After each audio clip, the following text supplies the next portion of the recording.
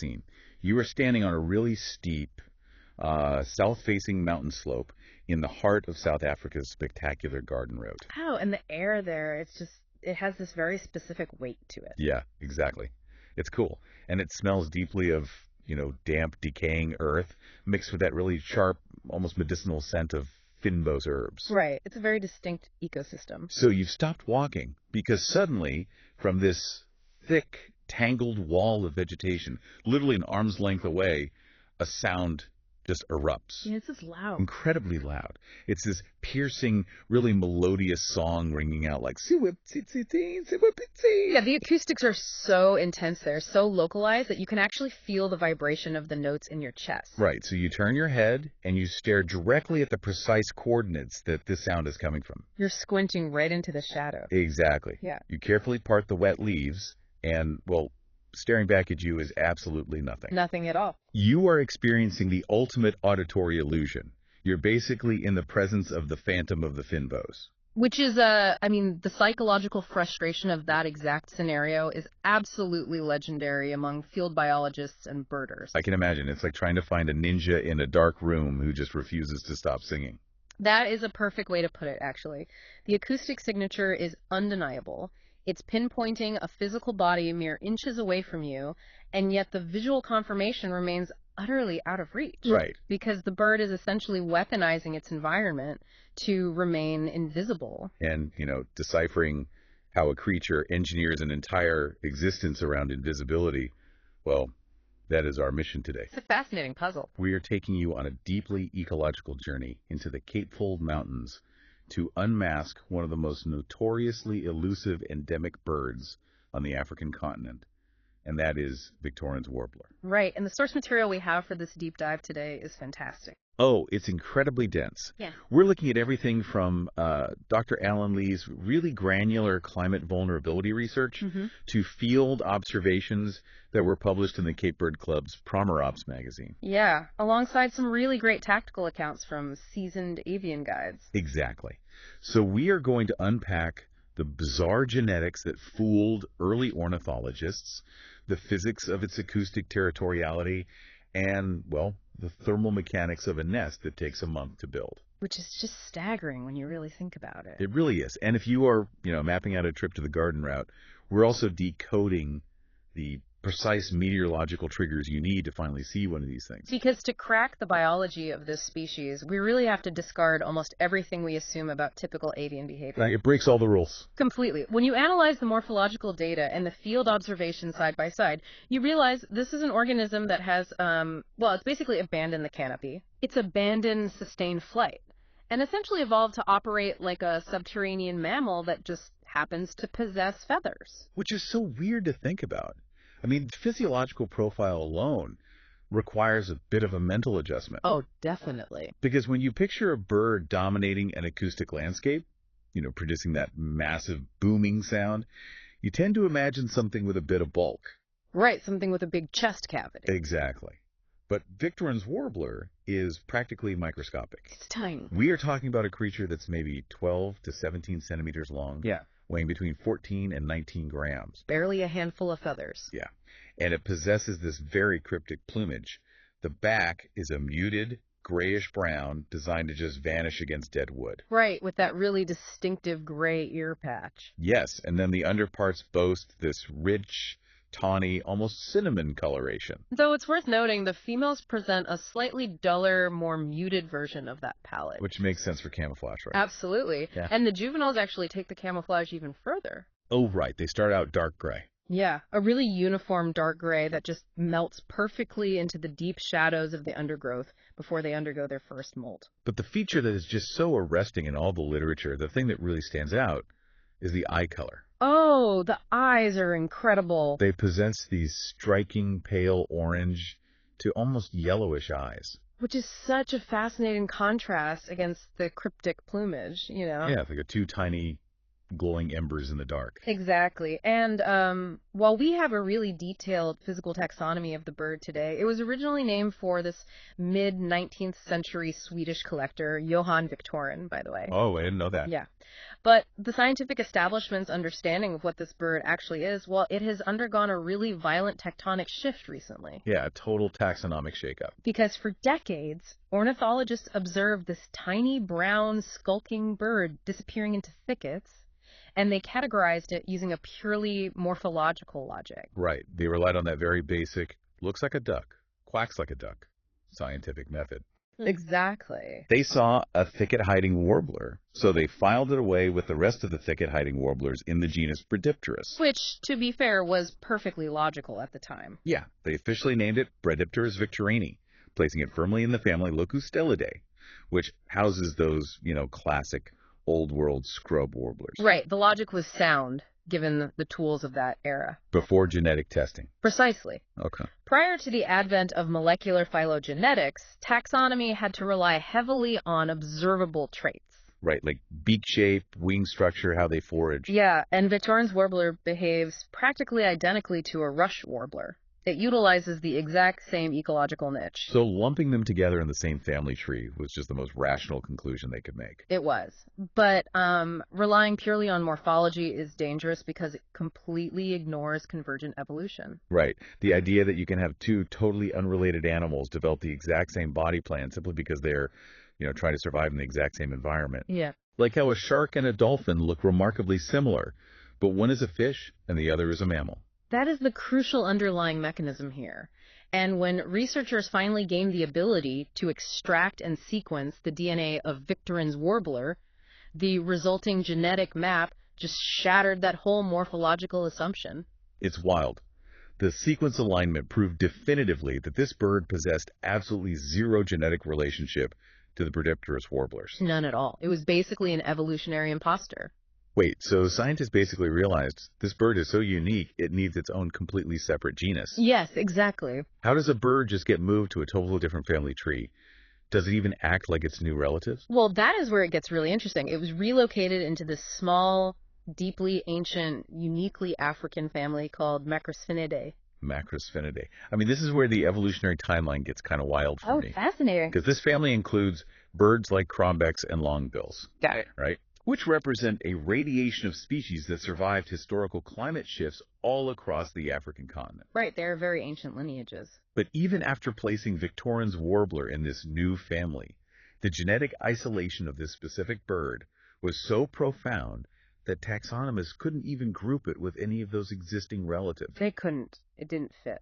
So out of the roughly 10,000 bird species on the planet, Victorin's warbler was granted its own monotypic genus. Which is a huge deal in taxonomy. It is completely alone on its evolutionary branch. It's now classified as Cryptillus victorini. And, having a monotypic genus indicates a really deep evolutionary divergence. Right. It suggests that Cryptillus split off from its ancestors a very, very long time ago, carving out such a highly specialized, isolated niche that it didn't radiate into multiple related species. It just found a single highly demanding environment and hyper-specialized to survive exclusively within it. Exactly.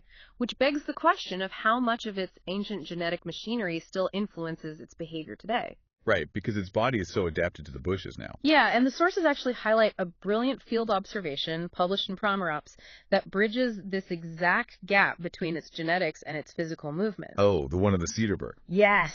The observer was tracking through the northern Cedarburg, transitioning from Sandrift to Paquis Pass. Which is a very arid, rocky transitional zone. Right, not its typical wet habitat at all.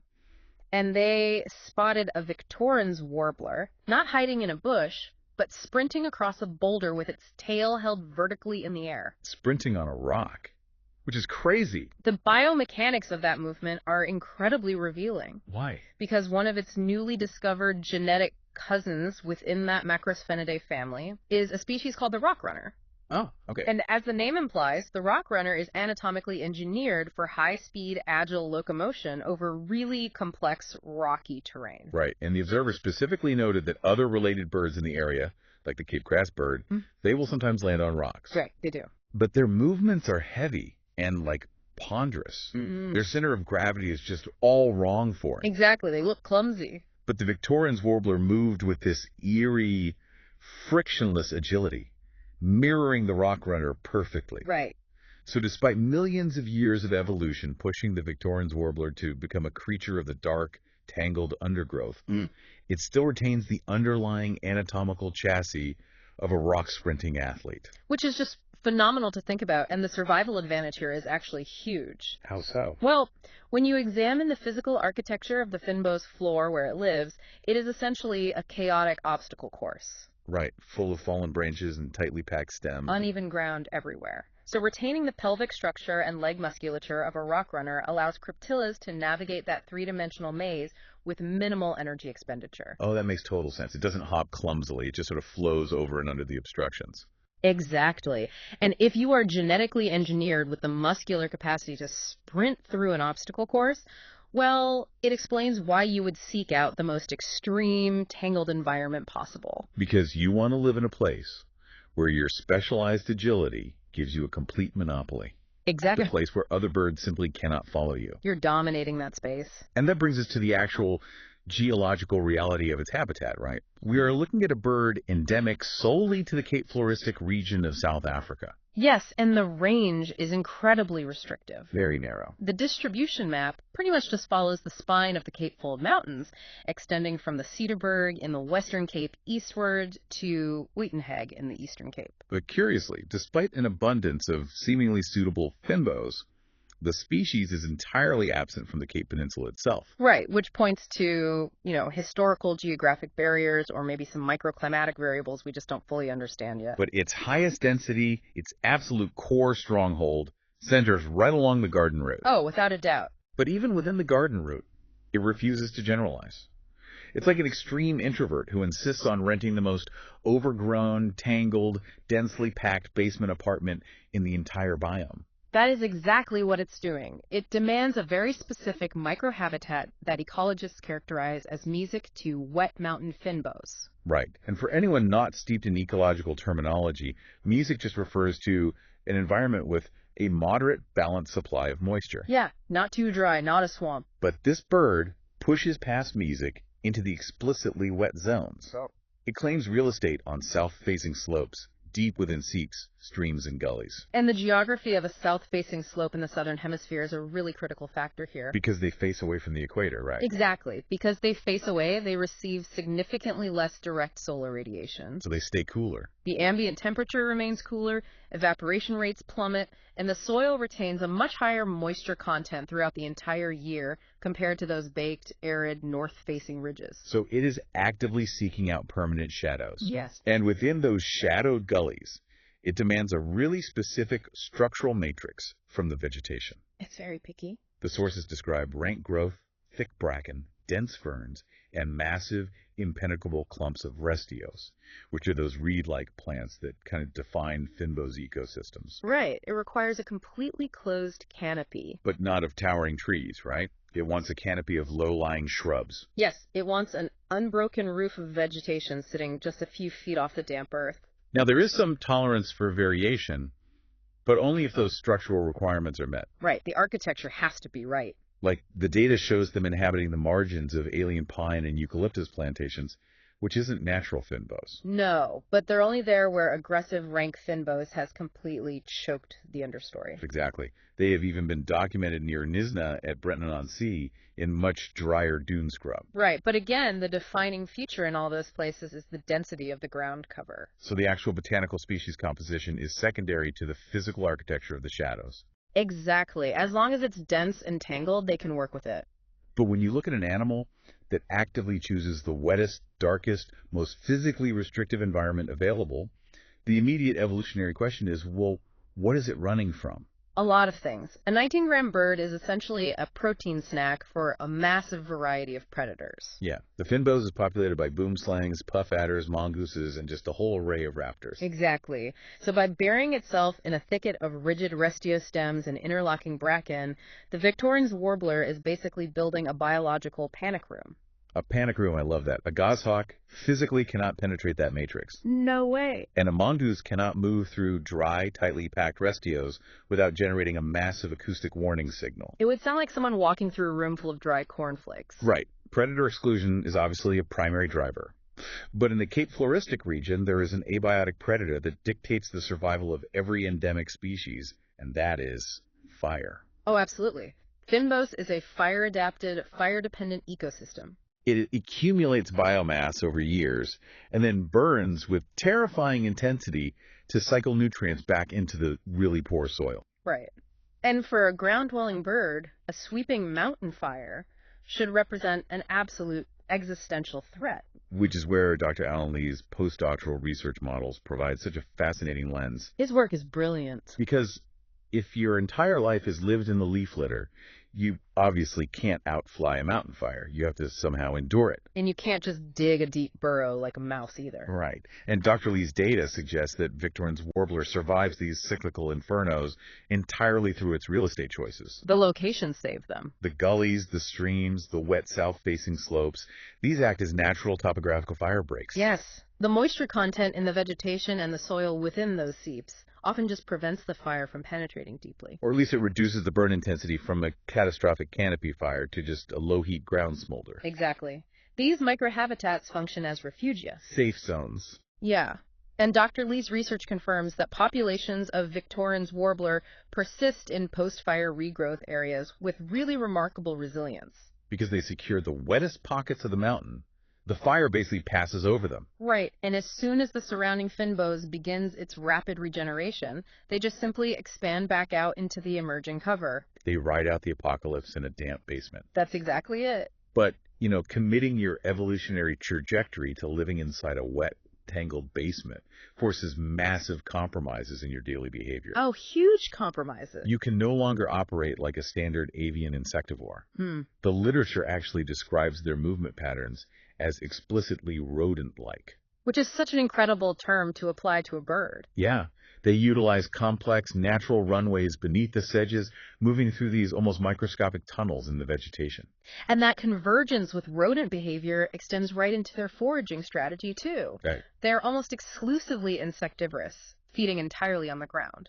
They glean the deep leaf litter and the lowest botanical stems for a really high-protein diet of beetles, mantids, grasshoppers, caterpillars, ants, spiders. Yeah, they are actively patrolling the darkest, dampest stratum of the forest floor, which is a zone that's mostly ignored by other avian hunters. Which raises a severe functional question for me about their anatomy. Okay, what's that? Well, if this bird acts more like a mouse than a bird, using runways in the dirt and never leaving the bushes to hunt spiders, what is the evolutionary point of it even having wings? Does it ever fly? Why hasn't this bird evolved into complete flightlessness?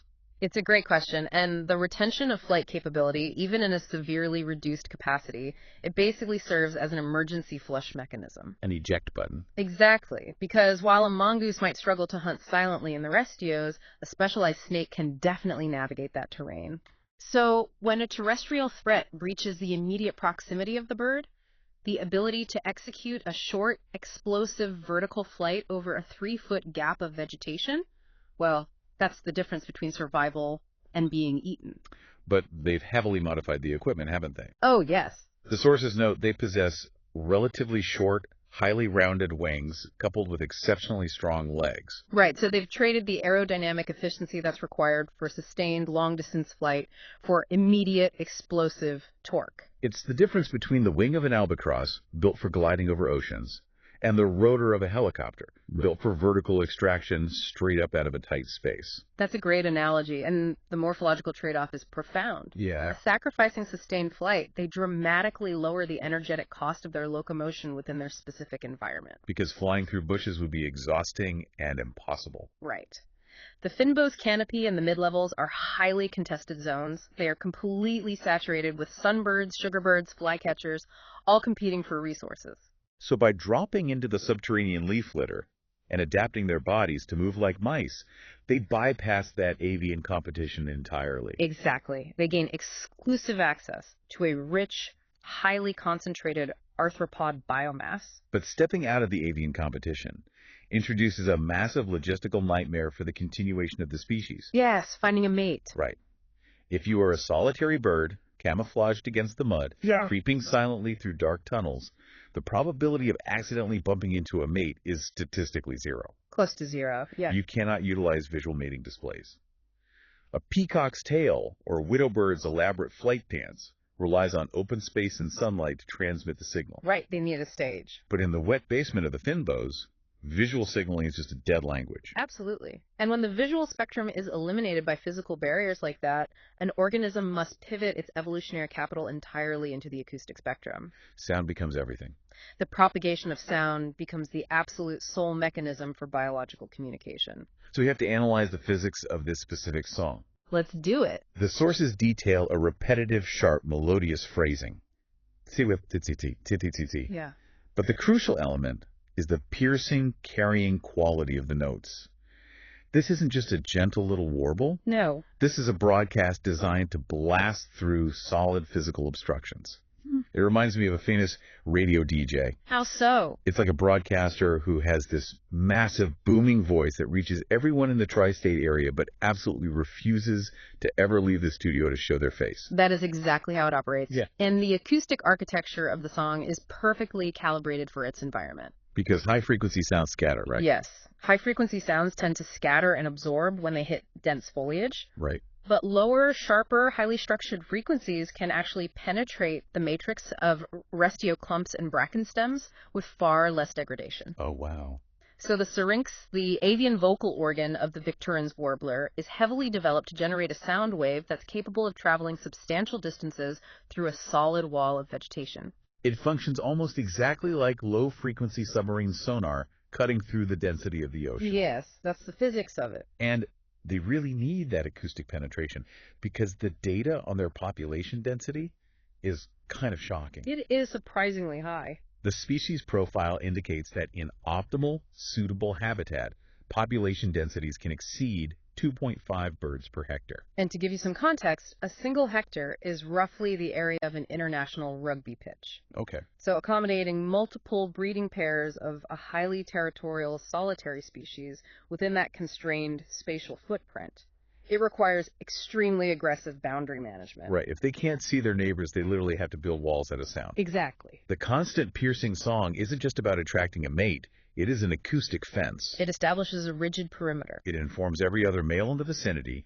that a specific patch of high-value, arthropod-rich leaf litter is currently occupied and defended. Right. And what's interesting is they maintain an entirely separate vocalization for immediate localized threats. Oh, the alarm call. Yeah. The alarm call is described as a low, grinding, harsh chirr.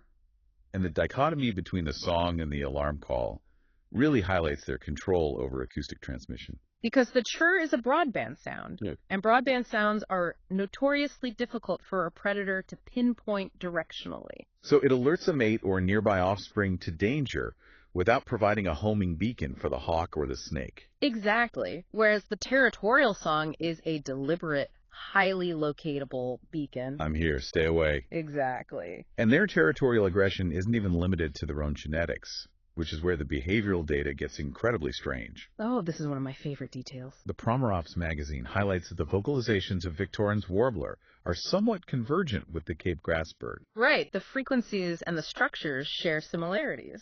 But more importantly, field tests show that a Victorin's warbler will actively respond to the playback recordings of a Cape grassbird call. Which is fascinating. The response to heterospecific playback, meaning reacting to the call of a completely different species, is a window into the resource economics of the finbows. Right. Because while the Victorin's warbler and the Cape grassbird occupy slightly different physical strata. With the grassbird a little higher up in the vegetation. Yeah, exactly.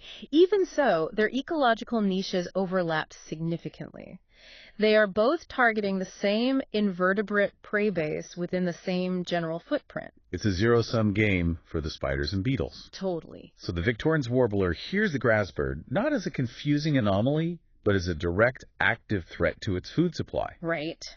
By responding to the grassbird's call, it is aggressively defending the acoustic space, signaling that the territory's resources are claimed regardless of who is doing the hunting. It is a highly aggressive acoustic monopoly. It really is. Now, the entire biological system we've decoded so far, the dense habitat, the flightless rodent-like agility, the acoustic dominance, it all culminates in the singular goal of reproduction. As all biology does. Right.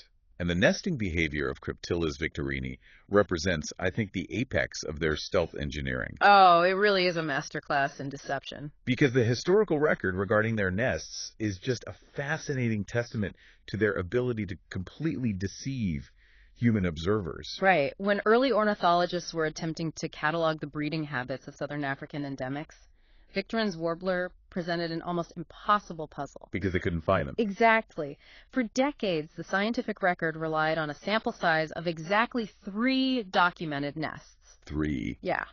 Finding a structure the size of a teacup buried inside a sprawling hectare of knee-deep, dripping wet restios, it is functionally impossible without staggering luck. Right. You'd basically have to trip over it. Pretty much. And the scarcity of data led to profound confusion in the literature. Yeah, because the early researchers found so few examples, the material descriptions were wildly contradictory. Yes. One foundational account insisted the nest was constructed primarily from dead banana sheathing. Which makes zero ecological sense for a bird endemic to the mountain fynbos, far from tropical agricultural zones. Exactly.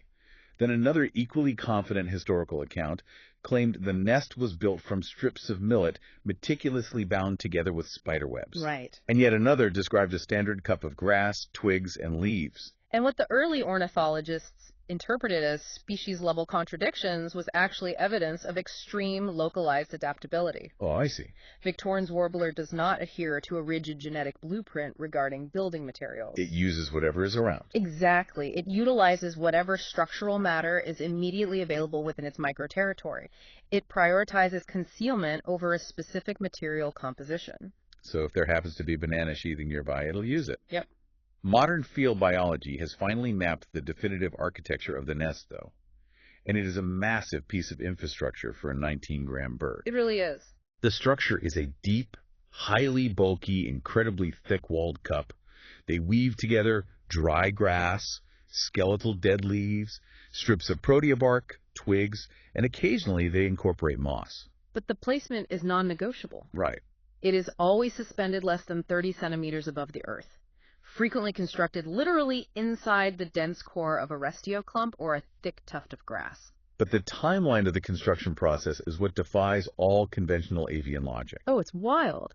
The data from Sir Lowry's Pass indicates they are solitary nesters, spreading out to roughly 1 pair per 6.25 hectares during the breeding season. Right. And the female undertakes the vast majority of the architectural labor. She does. And the sources confirm that building this single teacup-sized nest takes between 16 days and a full 4 weeks to complete. Which is incredible. Wait, it takes up to 4 weeks to build a tiny nest for a cup made of grass. Stuck to a month. The energetic economics of a 4-week build cycle are staggering. Most small passerines construct a nest in a matter of days to minimize their exposure window. Furthermore, the observational data insists that the female strictly limits her building activities to the hours between 07:00 and 11:00 a.m. Yes, she only works a morning shift. She works a 4-hour morning shift and then halts construction entirely for the rest of the day. Right. From an evolutionary perspective, taking a month to build a nest while deliberately restricting your working hours seems like a mathematical recipe for predation.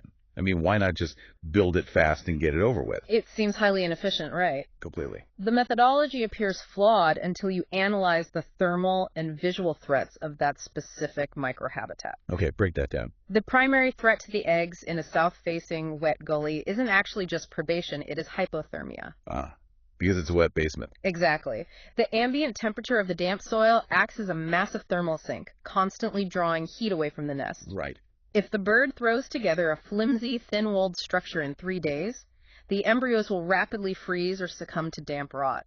So the thick walls and the deep lining of fine grasses and soft plant down aren't just for comfort. No, they are critical thermal insulation. She is basically building a thermos to trap the incubation heat against the freezing moisture of the ground. Exactly. And that level of bulk requires a massive volume of material, which necessitates time. Okay, that makes sense. But why the strict 07:00 to 11:00 a.m. limitation Why not build the thermos faster by working until sunset? Well, the restricted hours are actually a masterful visual cloaking mechanism. Oh, really? Think about it. The visual cortex of a predator, whether that's a raptor analyzing the canopy or a snake monitoring the ground, is highly tuned to detect repetitive motion. Right. If a bird spends 10 hours a day flying back and forth to the exact same set of coordinates carrying nesting material, it creates a glaring visual highway pointing directly to its eggs. So by limiting the construction to a tight 4-hour window and spreading the labor out over an agonizing 28 days,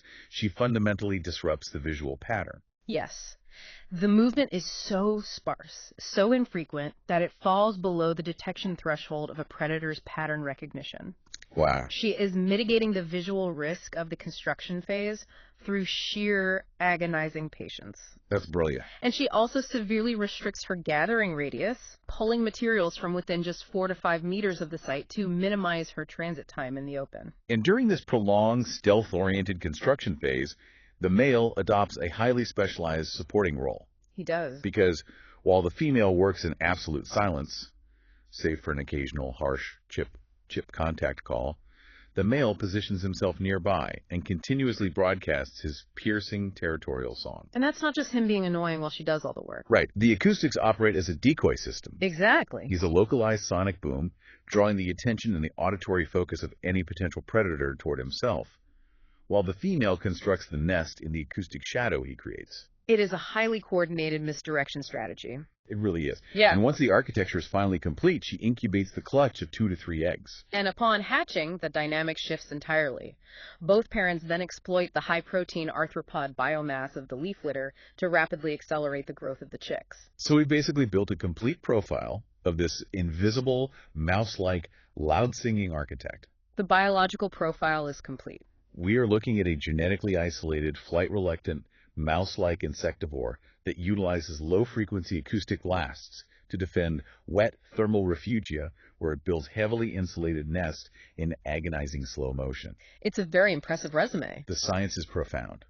But the practical application of this knowledge is what truly tests a birder. Oh, absolutely. Because extracting a visual confirmation of this species requires a highly specific operational playbook. You cannot just go for a walk and expect to see one. No. If you are listening to this and mapping out an expedition to the garden route to finally look this phantom in the eye, our sources, specifically the field accounts from BirdLife Overberg and expert avian guides like Patrick Cardwell, have provided the exact geographical coordinates and the meteorological strategy required for success. It's basically a treasure map. It is. We're going to break down the 3 primary zones of engagement. Okay, let's hear them. Zone 1 is the Harold Porter National Botanical Garden situated near Betty's Bay. Right. And the topography of Harold Porter provides the precise intersection of variables the species demands. And the critical vector here is the Disa Kloof Trail. Yes. The local guidance is highly specific for this spot. You are moving up the trail, listening for the carrying call, which is particularly active during the spring and early summer breeding season. But your visual focus must narrow to a very specific botanical patch. Exactly. You are looking for the extensive expanse of thick bracken located right at the beginning of the trail, immediately before you cross the first bridge spanning the river. That exact coordinate offers the dense, rank ground cover they require, combined with the permanent moisture gradient provided by the river system. Right. It is a known territory where patient observation has consistently yielded visual records over the years. Moving east into the core of the garden route, Zone 2 requires navigating the wilderness section of the Garden Route National Park. A beautiful area. And the target geography here is the Tews River Valley. The valley topology there creates a deep, shadowed environment that they love. Right. The half-collared kingfisher trail routes you through dense, mature forest, but the critical habitat lies in the tangled, secondary growth. Yeah, and the rank, waterlogged vegetation clinging directly to the banks of the Tews River. The ambient humidity in this valley is a primary attractant for them. Right. And finally, Zone 3 pushes further east into the legendary forests of Nature's Valley. Okay. The primary coordinates point to the termination of the Otter Trail, focusing heavily on the banks of the Groot Trivier, the perimeter of the Devasalot campsite, and the deep shade of the Kerbos Forest. Which is perfect, because the sheer density of the moist riverbank vegetation there provides optimal structural security. But securing the geographic coordinates is merely the first step. It is. The biological reality is that you can stand chest deep in the bracken at Harold Porter for an entire week and fail to see a single feather if you do not align your presence with the meteorological triggers that force the bird to break its cover. And this is where the tactical masterclass from guide Patrick Cardwell becomes absolutely essential. Right. His account details this grueling, seemingly hopeless expedition characterized by heavy, soaking rain. They were saturated, operating in miserable conditions, basically on the verge of abandoning the marshy, rank Finbo slope entirely. And then the barometric pressure shifted. Yeah. The weather cycle broke, the wind died completely, and the cloud cover fractured, allowing direct, intense sunlight to hit the saturated mountain. And the ecological cascade that follows that specific weather shift is predictable and explosive. Break down what happens. Well, during a heavy rain event, the ambient temperature in the undergrowth plummets. Naturally. In response, the entire invertebrate biomass,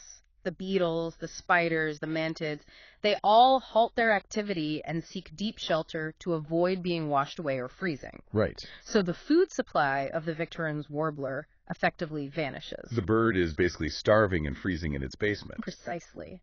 But the moment the rain ceases and the unfiltered solar radiation strikes the wet vegetation, the microclimate experiences a rapid, violent spike in both temperature and humidity. It basically becomes a steam room. Exactly. And this thermal shock triggers an immediate, massive emergence of the invertebrate population. Oh, wow. The insects flood out of the leaf litter to dry their wings, to forage, and to resume their biological cycles. So the ultimate pro tip is to basically find a beautiful garden, locate the thickest, wettest patch of weeds, wait for a rainstorm to pass, and then just stare at the ground. That is literally it. Yeah. Because the buffet opens instantaneously. And the Victorin's warbler, driven by the metabolic deficit of the storm and the desperate need to thermoregulate and dry its own plumage, enters a state of hyperactive foraging.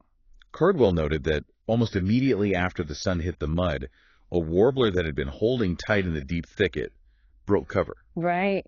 It moved to the sunlit edges of the marshy vegetation to aggressively hunt and aggressively preen. So the strategy relies entirely on exploiting their physiological needs. The highest probability tactic is to locate a structurally perfect, heavily waterlogged matrix of rank Finbo. Right. Endure the passage of a low-pressure rain system, and physically position yourself at the edge of the thicket at the exact moment the sun breaks through and warms the mud. You are waiting for the thermodynamics to force the bird into the light. It is an exercise in extreme calculated patience. It really is. And that requirement for patience brings an essential ethical dimension to the pursuit, which I think is important to touch on. Absolutely. The historical accounts in Promerops reference the late 18th century French naturalist François Le Vaillant. Right. In an era where ornithological science was conducted almost exclusively down the barrel of a shotgun, Le Vaillant exhibited a radical restraint, refusing to collect certain species out of a profound respect for their specific existence. And applying that ethos to the Victorin's warbler is a biological necessity. Yes. Attempting to force a visual encounter through aggressive physical trampling of the fragile seep vegetation, or, through the sustained abusive playback of recorded calls, it triggers a severe stress response. The bird will simply retreat deeper into its fortress and cease vocalizing entirely. Exactly. The architecture of its survival relies on outweighting predators. It will easily outweigh an impatient human. You cannot extract it. You must let the barometric pressure deliver it to you. Beautifully said. So we have essentially reverse engineered the entire existence of this phantom. We really have. We untangled the morphological deception that masks its ancient, isolated genetic lineage.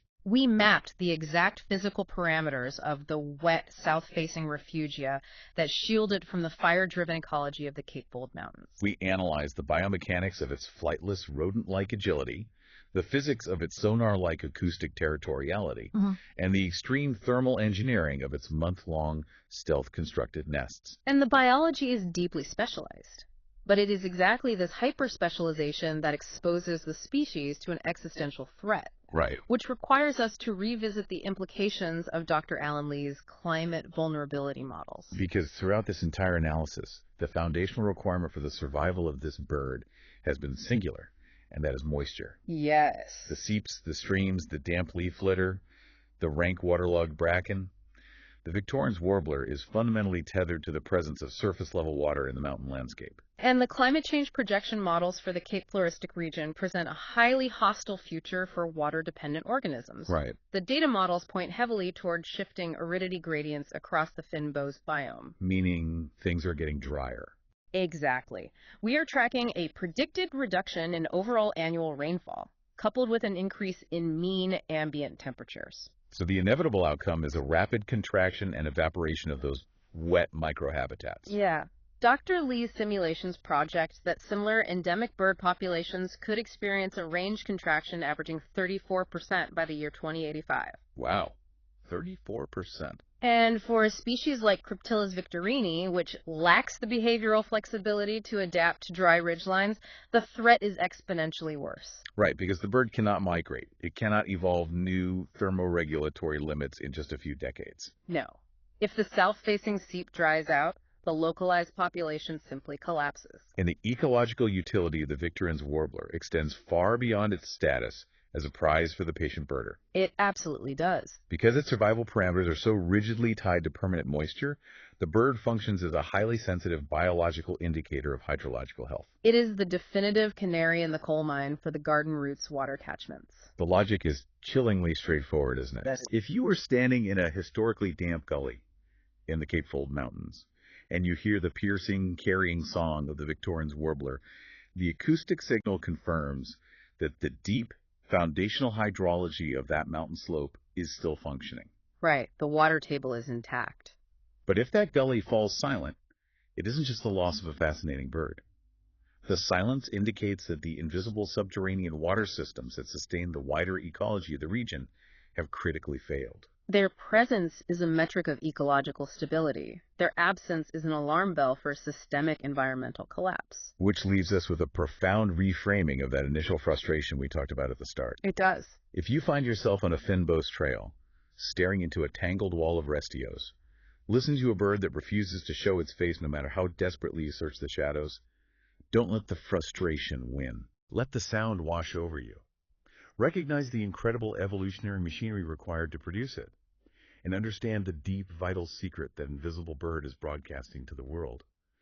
As long as that song continues to cut through the heavy air, the water still flows, the refugia still exists, and the ancient beating heart of the Fynbos remains alive.